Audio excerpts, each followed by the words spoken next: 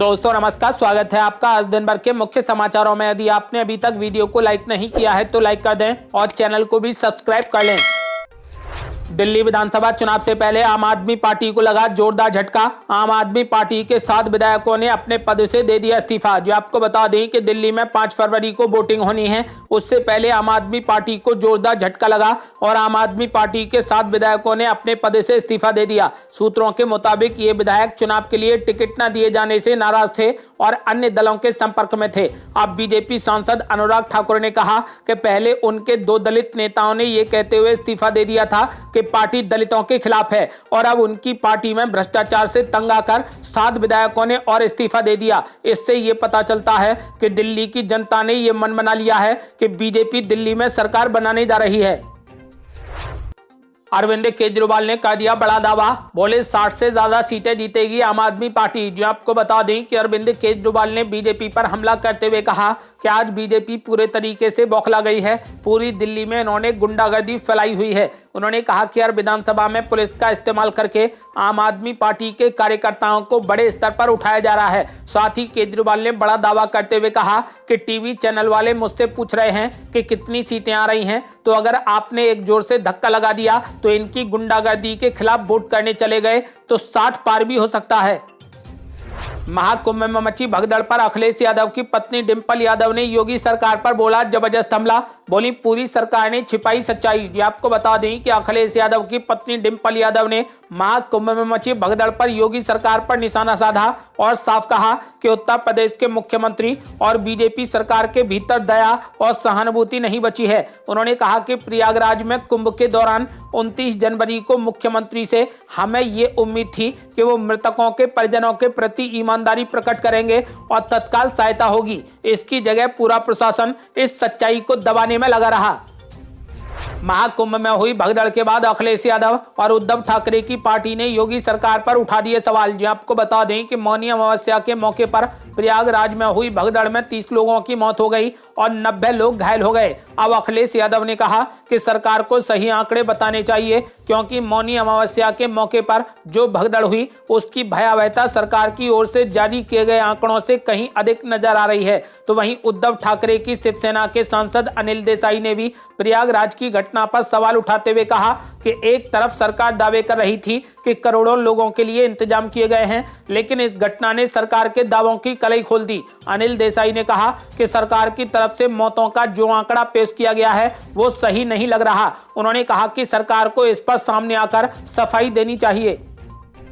सोनिया गांधी ने राष्ट्रपति द्रौपदी मुर्मू को कहा पुअर लेडी, तो बीजेपी हो गई आग बबूला। सोनिया गांधी से माफी मांगने की अपील। जो आपको बता दें कि फिलहाल सोनिया गांधी ने राष्ट्रपति के भाषण पर पुअर लेडी शब्द का इस्तेमाल कर जो बात कही उस पर बीजेपी हमलावर है और इसे राष्ट्रपति का अपमान बता रही है। आपको बता दें कि सोनिया गांधी का ये बयान सामने आने के बाद भाजपा कांग्रेस पर पूरे तरीके से हमलावर हो गई और उनके बयान को देश की राष्ट्रपति का अपमान बता दिया। बीजेपी के राष्ट्रीय अध्यक्ष जेपी नड्डा ने सोशल मीडिया प्लेटफॉर्म पर कहा कि ये कोई पहला मौका नहीं है जब कांग्रेस के नेताओं की ओर से महामहिम राष्ट्रपति पद का अपमान किया गया है, इसीलिए उनको तुरंत माफी मांगनी चाहिए।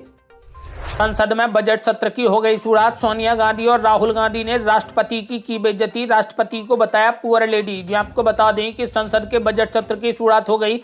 संसद सत्र की शुरुआत राष्ट्रपति द्रौपदी मुर्मू के अभिभाषण से हुई। टीएमसी सांसद कल्याण बनर्जी ने राष्ट्रपति के भाषण की जमकर आलोचना की। आपको बता दें कि न केवल कल्याण बनर्जी बल्कि राष्ट्रपति के भाषण को लेकर कांग्रेस नेता सोनिया गांधी और राहुल गांधी ने भी प्रतिक्रिया दी।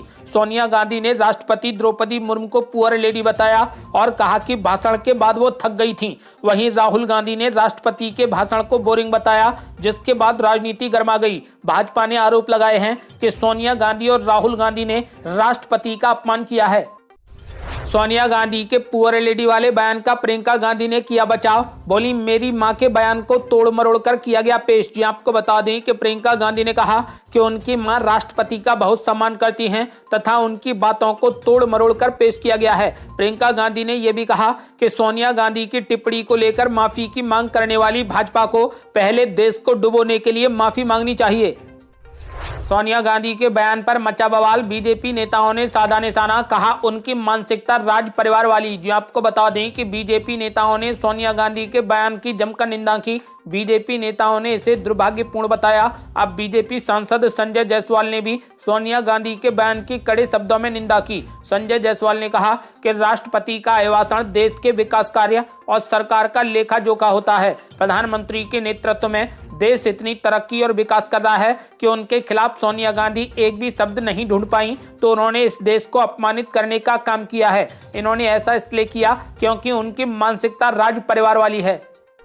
मल्लिकार्जुन खड़गे ने सोनिया गांधी के बयान का किया बचाव, बोले बीजेपी ने तो राष्ट्रपति का अपमान उसी दिन कर दिया था जब नई संसद के उद्घाटन समारोह में उन्हें नहीं बुलाया था। ये आपको बता दें कि सोनिया गांधी के बयान का बचाव करते हुए मल्लिकार्जुन खड़गे ने कहा कि महामहिम राष्ट्रपति जी का अपमान तो मोदी सरकार ने उसी दिन कर दिया था जब नई संसद के उद्घाटन समारोह में उन्हें नहीं बुलाया था। भारतीय राष्ट्रीय कांग्रेस या हमारे नेता कभी भी महामहिम राष्ट्रपति या किसी भी नागरिक का अपमान नहीं कर सकते हैं। सोनिया गांधी के पुअर लेडी वाले बयान पर पीएम मोदी ने भी साधा निशाना, बोले कांग्रेस के शाही परिवार ने किया राष्ट्रपति मुर्मू का अपमान। जी आपको बता दें कि पीएम मोदी ने दिल्ली में एक रैली को संबोधित किया। संसद में सोनिया गांधी के राष्ट्रपति द्रौपदी मुर्मू को पुअर लेडी बोलने वाले बयान पर पीएम मोदी ने कांग्रेस पार्टी पर जमकर निशाना साधते हुए कहा कि शाही परिवार ने राष्ट्रपति मुर्मू का अपमान किया है। उन्होंने कांग्रेस पर निशाना साधते हुए कहा कि शाही परिवार के सदस्य ने कहा कि आदिवासी बेटी ने बोरिंग भाषण दिया है। दूसरी सदस्य तो इससे भी एक कदम आगे बढ़ गई। उन्होंने राष्ट्रपति को पुअर थिंग कहा, गरीब कहा, थकी हुई कहा। ये देश के 10 करोड़ आदिवासी भाई बहनों का अपमान है। ये देश के हर गरीब परिवार का अपमान है। सोनिया गांधी के बयान पर जेपी नड्डा ने भी साधा निशाना, बोले विदेशी आकाओं की भाषा बोलना बंद कर दें। जी आपको बता दें कि सोनिया गांधी की टिप्पणी ने अब राजनीतिक भूचाल ला दिया है। इसको लेकर बीजेपी अध्यक्ष जेपी नड्डा ने कहा कि इस तरह से शब्दों का इस्तेमाल करना बेहद अपमानजनक है और तुच्छ राजनीतिक लाभ के लिए विदेशी आकाओं की भाषा बोलना बंद कर देना चाहिए। सोनिया गांधी के बयान पर संबित पात्रा ने भी बोला जबरदस्त हमला, बोले वास्तव में राहुल गांधी बेचारे हैं। जी आपको बता दें कि सोनिया गांधी की टिप्पणी को लेकर अब राजनीतिक बवाल मचा हुआ है। इसको लेकर संबित पात्रा ने कहा कि यह दुर्भाग्यपूर्ण है कि सोनिया गांधी ने राष्ट्रपति द्रौपदी मुर्मू को बेचारी कहा। राष्ट्रपति कभी बेचारी नहीं हो सकती। वो जिस पद पर हैं और जिस पृष्ठभूमि से आती हैं वो उन्हें सशक्त बनाता है। उन्होंने कहा कि एक आदिवासी महिला कभी भी बेचारी नहीं हो सकती, बल्कि वो सक्षम और मजबूत होती है। अगर कोई वास्तव में बेचारा है तो वो राहुल गांधी हैं। दिल्ली विधानसभा चुनाव के लिए चल रहा जोर शोर से चुनाव प्रचार। अब पवन कल्याण और चंद्रबाबू नायडू की भी हो गई एंट्री। बीजेपी के समर्थन में करेंगे जोर शोर से चुनाव प्रचार। जी आपको बता दें कि अब आंध्र प्रदेश के मुख्यमंत्री चंद्रबाबू नायडू दिल्ली में बीजेपी के समर्थन में चुनाव प्रचार करेंगे। इसके अलावा जनसेना पार्टी के प्रमुख और आंध्र प्रदेश के उप मुख्यमंत्री पवन कल्याण भी भाजपा के समर्थन में चुनाव प्रचार करेंगे। उनके प्रचार कार्यक्रम की रूपरेखा जल्द ही तय कर दी जाएगी। पीएम मोदी ने दिल्ली में की बड़ी रैली, बोले दिल्ली को घालमेल नहीं बल्कि तालमेल वाली सरकार चाहिए। जो आपको बता दें कि दिल्ली विधानसभा चुनाव के लिए फिलहाल जोर शोर से चुनाव प्रचार चल रहा है। इसी बीच पीएम मोदी ने द्वारका में एक रैली को संबोधित किया।